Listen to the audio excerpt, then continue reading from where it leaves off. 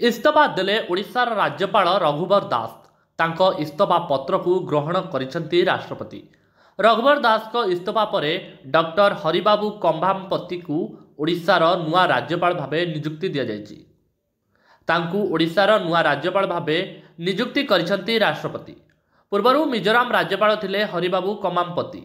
रघुवर दास को इस्तीफा परे हरिबाबू को ओडिशार नुआ राज्यपाल भावे नियुक्ति करा जायछि।